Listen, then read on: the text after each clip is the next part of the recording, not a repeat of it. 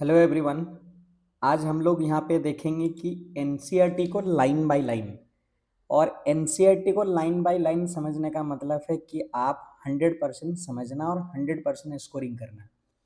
NCERT सभी चीज़ों का बाप है, यानी आप चाहे आप कोई भी बुक पढ़ रहे हो, सारे बुक डिराइव्ड किया गया इसी बुक से।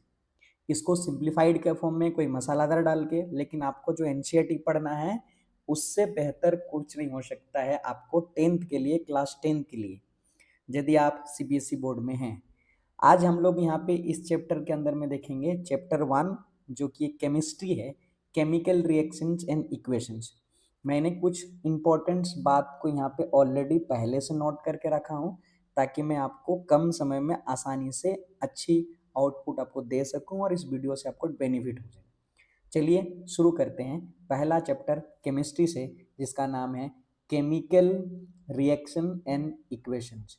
यानी सबसे पहले रिएक्शन को समझेंगे और उसके बाद आप इक्वेशन को समझेंगे। आइए शुरू करते हैं। उससे पहले इस केमिकल रिएक्शंस और इक्वेशन को समझने से पहले हमको चेंज के बारे में समझना जरूरी है, ठीक है। और चेंज ही एक्चुअली जाके आगे हम पढ़ेंगे रिएक्शंस के मतलब में। अब क्लास 9th में आप लोग दो टाइप का चेंज पढ़े हैं। एक आप लोग पढ़े हैं कि फिजिकल चेंज, कि कब फिजिकल चेंज कहा जाता है, और इसके कुछ प्रॉपर्टीज भी आप लोगों ने पढ़ा है, जिससे आप आइडेंटिफाई कर लोगे कि ये किस प्रकार का चेंज है उसके प्रॉपर्टीज से। और दूसरा आप लोगों ने पढ़ा भी है केमिकल चेंज। और केमिकल चेंज को आप विस्तार रूप से इस चैप्टर के हम लोग क्लास 10th में पढ़ने जा रहे हैं, केमिकल चेंज को। यानी आप एक भाषा में ऐसा कह सकता है कि जो केमिकल चेंज है वही हमारा केमिकल रिएक्शन है। केमिकल चेंज को ही केमिकल रिएक्शंस कहा जाता है।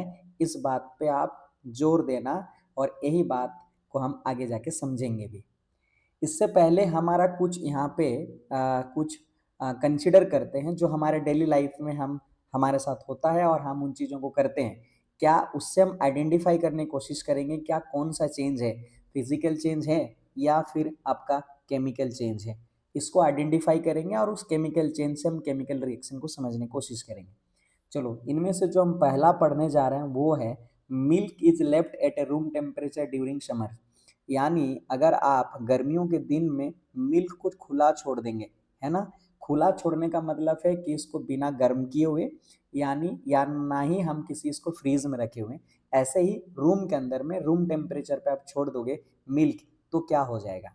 तो आप ऑब्वियसली आप डेली लाइफ में हमारे घरों में ये देखते हैं कि यदि हमारा मिल्क को खुला छोड़ देंगे, यानी ना हम उसको गर्म करेंगे और ना ही हम उसको फ्रीज में रखेंगे, यानी हम बोल सकते हैं कच्चा दूध, इस मिल्क को अगर आप कर लोगे तो आप 2-4 घंटे या 5-6 घंटे के बाद आप देखोगे मिल्क मिल्क नहीं रह जाएगा, मिल्क से कन्वर्ट हो जाएगा, चेंज हो जाएगा। यहाँ पर से तो मिल्क से हमारा कर्ड बनेगा। क्या बन जाएगा? कर्ड। तो एक प्रकार का हम यहाँ पे बोल रहे हैं कि चेंज हुआ। कैसे चेंज हुआ? तो आप बता दोगे सर मिल्क से कर्ड में कन्वर्ट हो गया। हम आगे आगे जगह आइडेंटिफाई करेंगे आखिर कौन प्रकार का चेंज हुआ, फिजिकल चेंज है या केमिकल चेंज है, इन दोनों में से आपको पता करेंगे। तो मैं उसको प्रॉपर्टीज अगर आपको बता दूं तो आप बता लेंगे कि भाई ये कौन सा चेंज है। चलिए हम दो चीज को और देख लेते हैं। आयरन तावा या पेन या फिर नेल, यानी अगर कांठी वगैरह सब होता है या आयरन का कोई भी चीज, यदि आप एक्सपोज्ड करोगे ह्यूमिड एटमॉस्फेयर में। ह्यूमिड एटमॉस्फेयर का मतलब एक ऐसा एटमॉस्फेयर जिसमें पानी की मात्रा हो, यानी जिस एटमॉस्फेयर में पानी की मात्रा हो उस एटमॉस्फेयर को आप ह्यूमिड एटमॉस्फेयर कहते हैं। यदि आयरन तावा यानी नेल, आयरन का मतलब ये समझ लेना है कि ये एक हमारा एक प्रकार का मेटल है। आयरन को यदि आप वाटर का मतलब समझ रहे हो कि ह्यूमिड का मतलब यहाँ क्या समझ लो वाटर, और आप सोच रहे हो एयर का मतलब यहाँ आपको समझ लेना है ऑक्सीजन। यदि ये तीनों चीज एक साथ आ जाएगा तो ये आयरन आयरन नहीं रह जाएगा, इसके ऊपर में एक भूरा रंग का, आप बोल सकते हो ब्राउन रंग का एक कोटेड, है ना, क्या हो जाएगा? कोटेड, डिपोजिटेड हो जाएगा। तो आयरन फिर आयरन नहीं रह जाएगा, आप कह सकते हो इसके ऊपर में कुछ ऐसे भूरा रंग का, यानी डिपोजिटेड हो जाएगा ब्राउन कलर का। तो यहाँ पर भी आप देख पा सकते हो कि यहाँ पर भी हमारी चेंज हो रही है। अब हम समझेंगे कि किस प्रकार का चेंज हो रहा है इसको भी। तो ये हमारे दूसरा एग्जाम्पल जो हमें यहाँ पे कोशिश किया हूँ आपको। बोलता है ग्रेप्स, ग्रेप्स का मतलब अंगूर। अगर बोलते हैं फर्मेंटेड हो जाना, तो इसका मतलब है कि अंगूर से हम लोग जैसे बियर बना लेना, कुछ भी चीज़ को जैसे सड़ गल जाना, है ना? तो वो किस प्रकार का, ये तीसरा नंबर का एग्जाम्पल क्या चेंजेस हुआ है। फूड कुक, यानी आप खाना बना लोगे तो खाना बनना भी हमारा क्या होगा, जैसे हम लोग बोलें चावल है, हमारे पास जो है ना वो चावल जिसको हम लोग बोलते हैं चावल, हम लोग आ सकते राइस, है ना? इसको जब आप बनाओगे तो हमारा फूड यानी खाना बनेगा, है ना? जिसको आप बोल सकते हो हम लोग भात कह सकते हैं, ऐसे समझ लो। Food gets digested in our body, और जब हम खाना खाते हैं यानी कोई भी फूड खाते हो तो ये डाइजेस्ट हो जाता है और एक वेस्ट के फॉर्म में बदल जाता है ना? वेस्ट के फॉर्म में बदल जाता है। तो यहाँ पर भी आप देखोगे एक प्रकार का चेंज हुआ है। वी रिस्पायर, रिस्पायर मतलब सांस लेना, और सांस लेना इसका मतलब हम समझेंगे किस प्रकार का चेंज होना।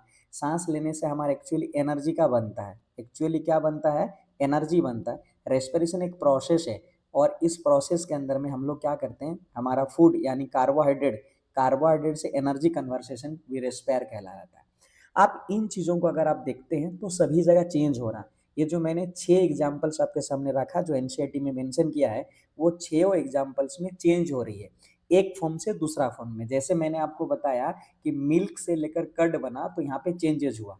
तो आपको बोला गया कि 2 टाइप का चेंजेस पढ़ो, एक चेंजेस आपने पढ़ा फिजिकल चेंज और दूसरा आपने पढ़ा केमिकल चेंज।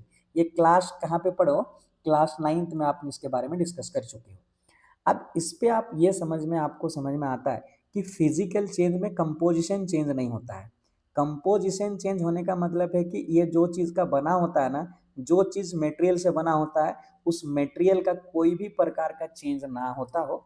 दूसरा हमने ये पढ़ा भी है कि यदि उसको फिजिकल चेंज कहा जाएगा, यदि उसका कंपोजिशन चेंज ना हो, और दूसरा दूसरा हमने बोला कि न्यू सब्सटेंसेस ना बन रहा हो चेंज होने के बाद। यदि ऐसा बन रहे हैं तो हम कहेंगे, नहीं बन रहा होगा तो हम कहेंगे फिजिकल चेंज है। तीसरा कंडीशन ये कह सकते हैं कि हम ये कह सकते हैं कि भाई नया सब्सटेंसेस तो नहीं बनेगा।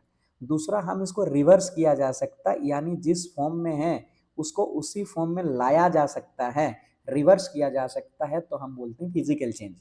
और इन तीनों का जस्ट अपोजिट है, यदि हमारा कंपोजिशन में चेंज हो गया तो हम केमिकल चेंज कहेंगे, नया सब्सटेंसेस बना तब पर भी हम केमिकल चेंज कहेंगे, और यदि रिवर्स किया जा सकता है, क्या बोल रहे हैं, सॉरी, रिवर्स किया जा सकता है, किया जा सकता है तो फिजिकल चेंज, नहीं किया जा सकता है तो केमिकल चेंज। अब इन छो को अगर आप देखोगे, मिल्क से, मिल्क को जब छोड़ा तो आपका कर्ड बन गया, ये जो चेंज हुआ है इससे आप कर्ड को फिर से मिल्क में नहीं ला जा सकता, इसका मतलब रिवर्स नहीं किया जा सकता है। और देखो मिल्क एक जो सब्सटेंसेस है जिससे मिलकर बना हुआ है ना, वो कर्ड किसी और चीज से मिलकर बना होता है, दोनों का टेस्ट में भी फर्क पड़ेगा, इसका मतलब नया सब्सटेंसेस फॉर्म हुआ है। और यदि ऐसा हुआ है तो हम उसको कौन सा प्रकार का चेंज में रखेंगे, केमिकल चेंज। तो हम ये कह सकते हैं जो पहला होगा मेरे भाई, वो किस प्रकार का चेंज होगा, केमिकल चेंज हुआ है। उसी प्रकार आयरन को जो तवा है वो हमारा ब्राउन कलर का जो बना है, फिर से हम आयरन उसी तरह से नहीं बनाया जा सकता, इसका मतलब दूसरा वाला भी हम कह सकते हैं केमिकल चेंज हुआ। क्या हुआ है हमारा, केमिकल चेंज। तीसरा अगर देखेंगे, ग्रेप्स गेट्स फर्मेंटेड, यानी यदि एक बार फर्मेंटेड हो गया है तो फिर से हम नहीं बनाया जा सकता ग्रेप्स, और एक नया सब्सटेंसेस बनेगा, तो हम ये कह सकते हैं मेरे भाई ये भी एक प्रकार का केमिकल चेंज है। फूड को कुक्ड किया गया, यानी अगर हम कहें फूड को कुक्ड मतलब चावल से हमारा जो फूड बना यानी भात बना, उससे फिर से नहीं बनाया जा सकता, या कोई सब्जी को अगर हमने कुक किया और कुक करने के बाद फिर से हम सब्जी बनाया जा सकता है, ऐसा नहीं हो सकता है। जैसे मान लो हमने पोटैटो से कुछ सब्जी बनाया, फिर से वो पोटैटो नहीं बनाया जा सकता है, ऐसा इसीलिए क्योंकि यहाँ पे एक प्रकार का चेंज हुआ ना, वो केमिकल चेंज हुआ, इसका मतलब ये भी एक केमिकल चेंज का एग्जाम्पल है। Food get digest in our body, हमारे बॉडी के अंदर में जैसे मैंने यहाँ पे केला को खाया और ये वेस्ट के फॉर्म में हमारे बॉडी से रिमूव हो गया, तो यहाँ पे जो हमारे पास केला से वेस्टेज बना, यहाँ पर भी हमारा कंपोजिशन में चेंज हुआ। जो कंपोजिशन फूड में है वो वेस्ट में नहीं है, यानी जो भी हमारा सब्सटेंसेस था वो चेंज होकर नया सब्सटेंसेस बना, और इस नया सब्सटेंस फिर से फूड नहीं बनाया जा सकता है, तो यहाँ भी कह सकते हैं ये भी एक भाई मेरा केमिकल चेंज है। क्या है, केमिकल चेंज है। उसी प्रकार रेस्पायर भी हमारे प्रकार एक केमिकल चेंज है, क्योंकि फूड से एनर्जी, और एनर्जी से फूड नहीं बनाया जा सकता है। तो हम ये कहेंगे जो 6 एग्जाम्पल्स मैंने देखा, सारे एग्जाम्पल्स हमारा एक प्रकार का चेंज हो रही है, और यहाँ पे जो चेंज हो रही है हम इसको रख सकते हैं केमिकल चेंज हो रही है। क्या चेंज हो रहा है? केमिकल चेंजेज हो रहा है, केमिकल चेंजेज हो रहा है। और इसी केमिकल चेंजेस को इस चैप्टर के अंदर में अब से बाद हम लोग केमिकल रिएक्शन भी कह सकते हैं। यानी आप ये समझो कि जो हमारा भाई केमिकल चेंज का बात हो रही है वही हमारा केमिकल रिएक्शन है। यानी केमिकल चेंज इक्वल टू आप बोलोगे सर केमिकल इक्वेशन। क्या कहेंगे? Chemical equation, sorry chemical reaction. क्या कहेंगे? Chemical reaction. जो हमारे यहाँ चेंजेस हुआ है केमिकल चेंज, वही हमारा केमिकल रिएक्शन। तो आप समझ में आया होगा केमिकल रिएक्शंस क्या है। अब बाद में हम इक्वेशंस भी पढ़ेंगे। आइए हम समझने की कोशिश करते हैं एक एक्टिविटी से, और ये समझने की कोशिश करते हैं केमिकल चेंज किस प्रकार होता है, यानी केमिकल रिएक्शन कैसे होता है। चलो सबसे पहले हम यहाँ मेरे भाई एक एग्जाम्पल के तौर पर मैं अगर यहाँ लूँ तो हमने क्या किया, मैग्नीशियम का रिबन को लिया। मैग्नीशियम का रिबन, यानी ये आप देख सकते हो पिक्चर के माध्यम से यहाँ पे है, ये वाला हमारा मैग्नीशियम रिबन है।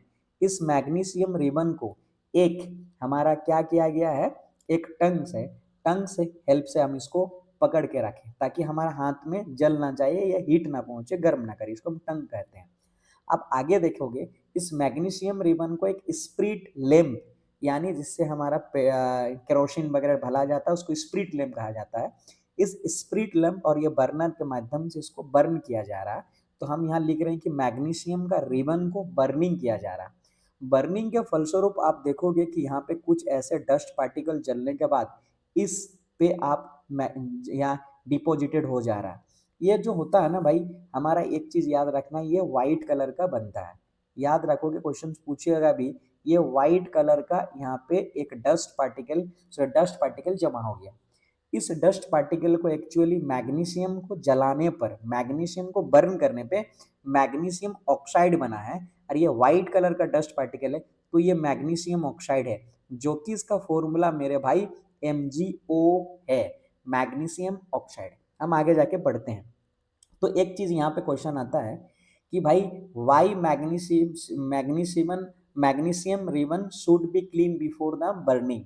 इंपॉर्टेंट है, वेरी गुड इंपॉर्टेंट है। चलिए इस एक्टिविटी से क्वेश्चन आया तो हम लोग क्या करते हैं, पहले उस मैग्नीशियम रिबन को जलाने से पहले सेंड पेपर, यानी हम हिंदी में बोलते हैं इसको सीरीज पेपर, उस सीरीज पेपर से हम उसको पहले साफ करते हैं। ऐसा क्यों किया जाता है? तो यहाँ पे क्वेश्चन ये आता है भाई कि मैग्नीशियम हाईली रिएक्टिव मेटल है।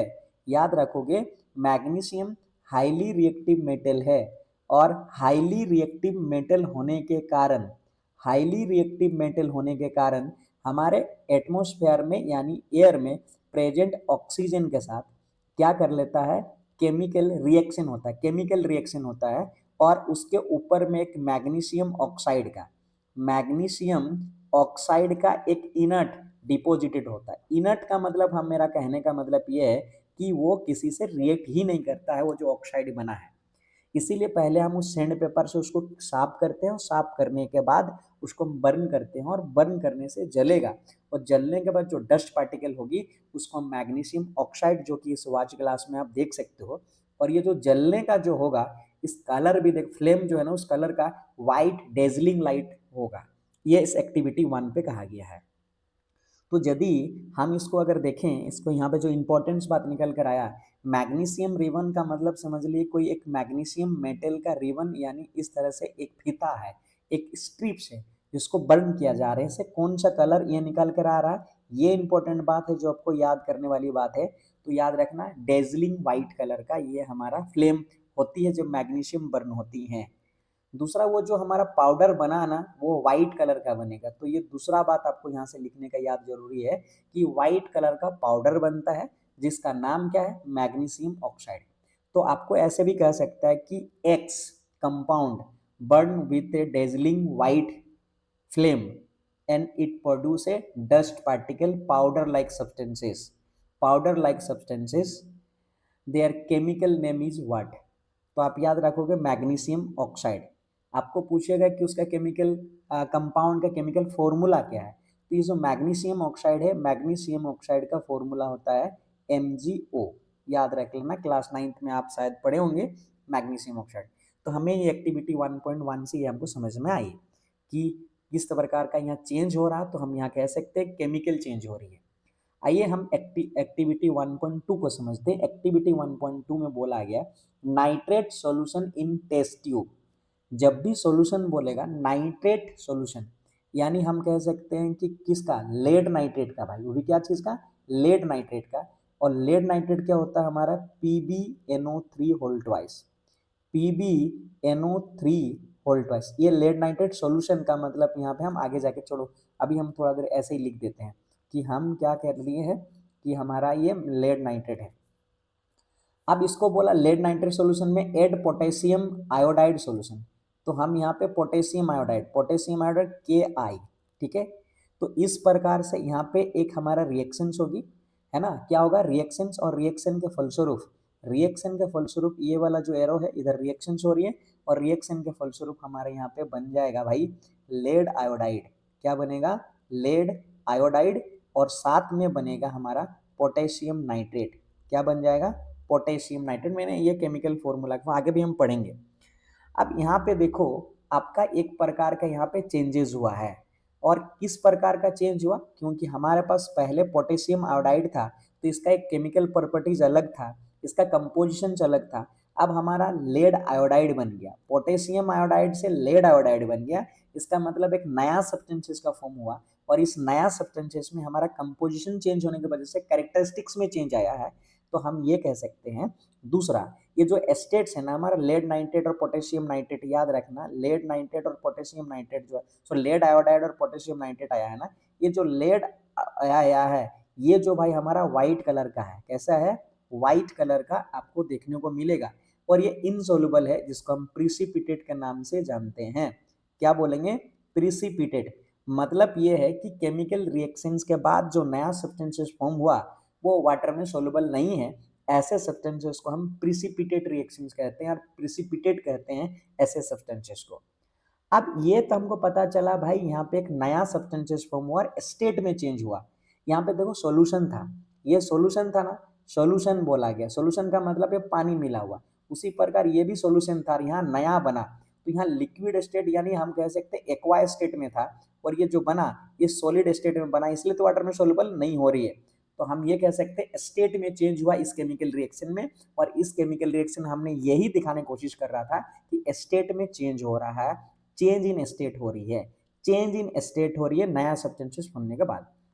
अब ये 1 पॉइंट अगर आप देखते हैं 1.3, तो एक्टिविटी 1.3 में बोला गया जिंक ग्रेनुल्स। तो हमने जिंक ग्रेनुल्स का मतलब ये समझ में आता है कि ZN, जिंक ग्रेनुल्स। ये तो आप देख पा रहे हैं यहाँ इस कॉनिकल फ्लास्क के अंदर में ये छोटे छोटे जो टुकड़े हैं ना, इसी को हम बोल रहे हैं जिंक ग्रेनुल्स, जिसको हम लोग यहाँ ZN के नाम से लिख सकते हैं। और इसमें जो आप देख पा रहे हो ये जो लिक्विड है ना, ये लिक्विड जो हमारे पास है वो डाइल्यूट सल्फ्यूरिक एसिड ले सकते हो, या इसके बदले में आप डाइल्यूट HCl भी ले सकते हो, लेकिन हमारा होना चाहिए डाइल्यूट। ये ध्यान में रखना है, डाइल्यूट ही होना चाहिए।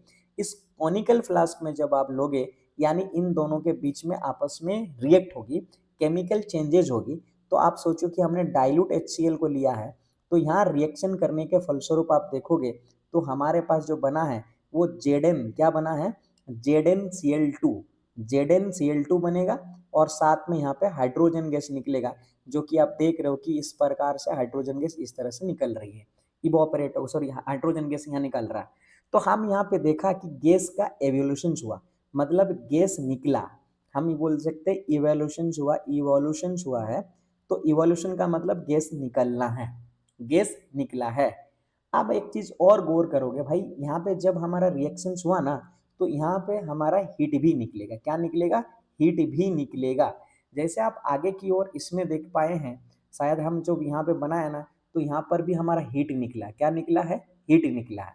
अब ये जो 3 एग्जाम्पल्स मैंने आपके सामने रखा, एक मैग्नीशियम रिबन को बर्न कराया, और दूसरा लेड नाइट्रेट सॉल्यूशंस को हमने पोटेशियम आयोडाइड सॉल्यूशन के साथ मिक्सअप करा, और तीसरा बोले कि जिंक को हाइड्रोक्लोरिक एसिड यानी हमारा डाइल्यूट हाइड्रोक्लोरिक एसिड या सल्फ्यूरिक हाइड्रोक्लोरिक एसिड के साथ जब उनको रिएक्ट कराया तो हाइड्रोजन गैस निकला।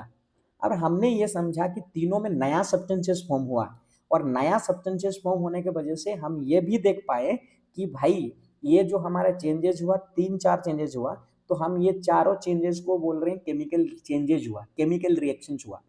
तो इसका मतलब है कुछ कैरेक्टरिस्टिक्स है जो कॉमन है, आप उससे पता कर सकते हो कि केमिकल चेंज हुआ है या फिजिकल चेंज हुआ। आप इससे ये पता कर सकते हो केमिकल रिएक्शन टेक्स प्लेस होने से हमारा देखो यहाँ इस एग्जांपल से चेंज इन स्टेट हुआ, यानी हमने सॉलिड स्टेट बना, सॉल्यूशन से सॉलिड स्टेट हुआ, इस वाले रिएक्शन में आप देख सकते हो। दूसरा, चेंज इन कलर भी हुआ, देखो आप यहाँ पे व्हाइट कलर का हमारा प्रिसिपिटेट बना जो कि वाटर में सोल्यूबल नहीं है। इवोल्यूशन ऑफ ए गैस का मतलब है, इवोल्यूशन का मतलब है गैस निकलना, मतलब दो केमिकल रिएक्शन जब भी होता है केमिकल चेंज होने से एक गैस निकलता है, उस गैस का नाम यहाँ पे क्या है, हाइड्रोजन गैस है। तो और भी कुछ गैस निकल सकता है, लेकिन हम ये कह सकते हैं कि केमिकल चेंज जब भी होती है तो इनमें से हो सकता है कि वो गैस निकले। चेंज इन टेम्परेचर देख पा रहे हो आप, पहले वाला रिएक्शंस में हमारे यहाँ टेम्परेचर में चेंज हुई, लास्ट वाला पेन में भी हम लोग यहाँ टेम्परेचर चेंज हुआ।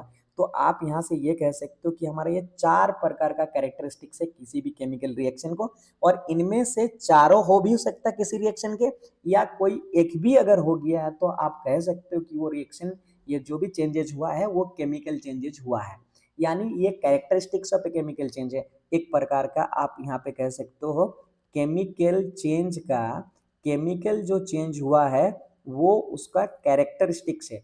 दूसरा हम बाबू ये भी कह सकते हैं कि इससे हम आइडेंटिफाई कर सकते हैं कि केमिकल चेंज हुआ वास्तव में या नहीं हुई है। आई बात समझ में? आइए, जब केमिकल चेंज होगा ना तो हम उसको केमिकल इक्वेशन का रूप दे सकते हैं। इक्वेशन का मतलब हमारा इक्वल सिंबल, तो यहाँ पे मैथमेटिक्स में करते इक्वल सिंबल के बदले में हम यहाँ पे एरो यूज करेंगे। क्या करेंगे? एरो यूज करेंगे। तो आइए एक स्टेटमेंट को लेते हैं और उसको हम बदल देंगे केमिकल इक्वेशंस में। देखो हमने एक स्टेटमेंट लिए कि बोले कि when magnesium ribbon is burn in oxygen it's gets converted to magnesium oxide. जैसे कि एक्टिविटी 1 में हम लोगों ने देखा, हम लोगों ने ये देखा कि मैग्नीशियम रिबन को जब बर्न किया गया है स्प्रिंट लैम्प की हेल्प से तो मैग्नीशियम ऑक्साइड का पाउडर बना। तो ये स्टेटमेंट में दिया गया कि बोला when magnesium ribbon is burn in a oxygen it's gets converted to magnesium oxide. ये स्टेटमेंट है और ये केमिकल चेंज का स्टेटमेंट है कि यहाँ पे केमिकल चेंज हुआ मैग्नीशियम रिबन से लेकर आपका मैग्नीशियम ऑक्साइड। तो ये चेंज हुई है, लेकिन कैसा चेंज? केमिकल चेंज हुआ। इस केमिकल चेंज को हम लोग वर्ड इक्वेशंस के फॉर्म में बदल सकते हैं, यानी वर्ड के फॉर्म में लिख सकते हैं। यहाँ पे हमारा मैग्नीशियम रिबन है तो हमने यहाँ पे मैग्नीशियम लिखा, साथ में बोला ऑक्सीजन के साथ तो हमने यहाँ पे ऑक्सीजन लिखा, और इन दोनों को हमने एक दूसरे को प्लस साइन का इस्तेमाल करके लेफ्ट साइड में रखा। और हमने जैसे बोला कि इक्वल के बदले में यहाँ पे क्या यूज करोगे? एरो। तो हमारे यहाँ एरो यूज किया गया है। इससे हम ये अंदाजा लगा सकते हैं कि इन दोनों के बीच में केमिकल रिएक्शंस हुआ, केमिकल रिएक्शंस हुआ मैग्नीशियम और ऑक्सीजन के बीच में, और एक नया चीज बना, नया सब्सटेंसेस बना, और वो नया substances powder like white colour का बना, वो मैग्नीशियम ऑक्साइड नाम है। तो यहाँ पे आप देख सकते हो जो भी हमने ये स्टेटमेंट में था, इस स्टेटमेंट को हमने कन्वर्ट कर दिया वर्ड इक्वेशंस में, यानी किसी स्टेटमेंट को यूजिंग प्लस, जो भी सब्सटेंस पार्टिसिपेट कर रहे हैं केमिकल रिएक्शन उसको लेफ्ट साइड में प्लस देके, और एरो ये हमें इंडिकेट करने की कोशिश कर रहा है कि इन दोनों के बीच में मैग्नीशियम और ऑक्सीजन के बीच में केमिकल रिएक्शन हुई है, और केमिकल रिएक्शन होने के पश्चात मैग्नीशियम ऑक्साइड का निर्माण हुआ है। तो हम ये कह सकते हैं यहाँ पे केमिकल चेंज हुआ है, और उसी को हमने एक वर्ड इक्वेशन में कन्वर्ट कर दिया गया, स्टेटमेंट को वर्ड इक्वेशन में कन्वर्ट कर दिया। इसी को हम केमिकल चेंज को कह सकते हैं या वर्ड इक्वेशन कह सकते हैं। ये जो हमें निकल कर आया ना, वर्ड इक्वेशन आया। अब ये ऐसा साइंटिस्टों ने क्यों करा? क्योंकि भाई एक स्टेटमेंट पढ़ के उसको समझना और करके थोड़ा सा कठिन काम था, और साइंस लोग क्या करता है कि प्रैक्टिकली साइंटिफिक तरीके से ऑब्जर्व करने के लिए, उसका प्रॉपर्टीज को पढ़ने के लिए, या लेबोरेटरी में उसको ऑब्जर्व करने के लिए, प्रैक्टिकली समझने के लिए, इन चीजों को आसान तरीके से किस तरह से रिप्रेजेंट हुआ, ये डे बाय डे जैसे बढ़ा, साइंस डेवलप करा, उसके हेल्प से इसको शॉर्ट फॉर्म में लिखने की कोशिश किया गया, और अपने काम को आसान बनाने के लिए वर्ड इक्वेशन में कन्वर्ट कर दिया। इस वर्ड इक्वेशन में अगर आप देखोगे तो दो चीज आप पाओगे, एक आप पाओगे रिएक्टेंट्स और एक पाओगे प्रोडक्ट। सबसे पहले यहाँ पे आप समझो कि रिएक्टेंट्स क्या है और प्रोडक्ट्स क्या है। तो सबसे पहले ये रिएक्टेंट्स हमने बोला कि ये केमिकल रिएक्शंस जो हुआ है, जो मैंने वर्ड इक्वेशन में यहाँ रिप्रेजेंट करा कि मैग्नीशियम और ऑक्सीजन दोनों आपस में रिएक्ट करा, ये दो सब्सटेंसेस जो केमिकल रिएक्शन में पार्टिसिपेट करा, लेकिन बोला पार्टिसिपेट करा, और इन दोनों के बीच में केमिकल रिएक्शंस हुई और इसके पश्चात एक नया सब्सटेंसेस बना जो पार्टिसिपेट करता है, उसको रिएक्टेंट्स बोलते हैं, और जो रिएक्शन के बाद बनता है उसको हम प्रोडक्ट कहते हैं।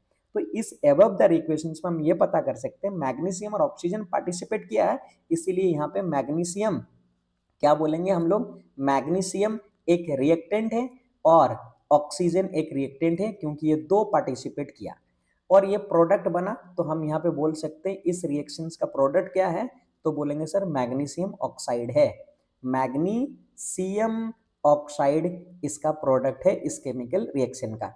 यानी हम ये कह सकते हैं एरो के राइट साइड वाले जितने सारे यूजिंग प्लस देके कर सकते हैं और इसके इधर वाले को हम लोग यूजिंग प्लस देके ऐड कर सकते हैं। तो लेफ्ट वाले रिएक्टेंट, राइट वाले प्रोडक्ट, ये समझ में आ गया है। और इसको लिखने का तरीका ये है कि LHS में जो होता है वो रिएक्टेंट होता है और उसको सबको जितने सारे रिएक्टेंट होता है यूजिंग प्लस सिंबल करके कर सकते हैं। उसी प्रकार हमारे यहाँ प्रोडक्ट को राइट साइड में लिखते हैं और वो राइट साइड में लिखते हैं तो यूजिंग प्लस लिखते हैं यदि एक से अधिक प्रोडक्ट अगर केमिकल रिएक्शन पश्चात हुआ है तो। और ये जो एरो है ये डायरेक्शंस बताता है कि रिएक्शंस का, यानी इस लेफ्ट साइड से राइट साइड में रिएक्शन हुई है और नया प्रोडक्ट बना हुआ, लेफ्ट साइड से राइट साइड में हुआ और ये नया प्रोडक्ट बना है। तो हम यहाँ बोल सकते हैं ये केमिकल रिएक्शंस मैग्नीशियम और ऑक्सीजन के होने से मैग्नीशियम ऑक्साइड बना, तो प्रोडक्ट को आसानी पर कर पाओगे, जो इधर एरो है वो बना है प्रोडक्ट। ये तो हम लोगों ने वर्ड इक्वेशन को समझा। अब किसी भी वर्ड इक्वेशन को आप केमिकल इक्वेशन में लिखा जा सकता है। जैसे हमने अभी बोला कि सर मैग्नीशियम था, तो मैग्नीशियम का फॉर्मूला मैग्नीशियम लिखेंगे और ऑक्सीजन का फॉर्मूला को ऑक्सीजन लिखेंगे और इनको इस एरो के माध्यम से दिखाएंगे, क्योंकि इन दोनों रिएक्टेंट्स आपस में रिएक्ट करा और रिएक्ट करके प्रोडक्ट बनाया, वो मैग्नीशियम ऑक्साइड हुआ। तो ये वाला जो हमारा बना ना, इसको भाई हम बोलते हैं केमिकल इक्वेशन। इसको क्या बोलोगे आप, केमिकल इक्वेशंस, याद रखोगे केमिकल इक्वेशंस। तो आप यहाँ पे ये कह सकते हो केमिकल इक्वेशन का डेफिनेशन क्या होगी, तो आप बोलोगे कि हमारा यूजिंग सिंबल और फॉर्मूला, यूजिंग सिंबल और फॉर्मूला, यूजिंग सिंबल और फॉर्मूला की वर्ड इक्वेशन कन्वर्टेड इनटू ए केमिकल इक्वेशंस। तो हम यहाँ कह सकते हैं कि हमारा केमिकल इक्वेशन क्या है, तो using symbol and formula in short form of a कोई भी changes are known as a chemical equations कहलाएगा। और इस केमिकल इक्वेशन में हमेशा फॉर्मूला लेके करते हैं। अब ये बात आती है केमिकल रिएक्शन के पश्चात देखेंगे कि हमारा जो भी रिएक्टेंट पार्टिसिपेट किए हैं उस रिएक्टेंट में जितने नंबर ऑफ एटम्स पार्टिसिपेट किए राइट साइड में भी उतने ही नंबर ऑफ एटम्स है या नहीं है। जैसे यहाँ पे एग्जांपल के तौर पर मैग्नीशियम के एटम्स एक है जो रिएक्शन में पार्टिसिपेट किए और राइट साइड में मैग्नीशियम के भी एटम एक है जो आफ्टर केमिकल रिएक्शन के बाद भी मैग्नीशियम एक ही है। और ऑक्सीजन को यहाँ पे देखोगे तो 2 ऑक्सीजन है, तो यानी 2 ऑक्सीजन के एटम है और इस राइट साइड में 1 ऑक्सीजन के एटम है। क्या है, 1 ऑक्सीजन के एटम है। यदि इस प्रकार का लेफ्ट साइड और राइट साइड बराबर नहीं होती है तो इस प्रकार के केमिकल इक्वेशंस को हम बोलते हैं स्केलेटल इक्वेशंस। क्या बोलोगे आप, यहाँ पे देखो स्केलेटल केमिकल इक्वेशन, जब हमारा number of atoms in a reactant not equal to the number of atoms in a product, उसको हम बोलते हैं स्केलेटल केमिकल इक्वेशंस। और यदि किसी कारणवश आपका यदि इक्वल हो गया नंबर ऑफ एटम्स, जैसे एग्जांपल के तौर पर मैं कह रहा हूँ कि मैग्नीशियम है और ये ऑक्सीजन दोनों आपस करके हम बोलेंगे 2 मैग्नीशियम ऑक्साइड है, ऐसा बना है और यहाँ पे भी 2 मल्टीप्लाइड किया गया है। तो आप यहाँ से आप देख सकते हो कि किस प्रकार ये बैलेंस है कि अनबैलेंस है। तो देखो 2 मैग्नीशियम के एटम लेफ्ट साइड में है और 2 मैग्नीशियम के एटम राइट साइड में है, 2 ऑक्सीजन एटम लेफ्ट साइड में है और 2 ऑक्सीजन एटम राइट साइड में है। तो हम यहाँ कह सकते हैं लेफ्ट साइड में नंबर ऑफ एटम्स और राइट साइड में नंबर ऑफ एटम्स यदि इक्वल है तो ऐसे केमिकल इक्वेशंस को हम कहते हैं बैलेंस केमिकल इक्वेशंस। उम्मीद करते हैं बच्चों कि आप यहाँ तक पूरी तरह से समझ गए हैं। अगला वीडियो हम लोग बैलेंस केमिकल इक्वेशंस पे होगी और ये हमारा वीडियो नंबर 2 होगा। हमारे चैनल में बने रहने के लिए हमें हमारे चैनल को सब्सक्राइब करें और हमारा मेहनत को भी आप थोड़ा सा अप्रिशिएट करें ताकि हम अब तक अच्छी तरीके से पहुंचा पाऊं और हमारा मेहनत और ज़ोर शोर से लगे और आपको एक अच्छा बेहतर कंटेंट दे पाऊं।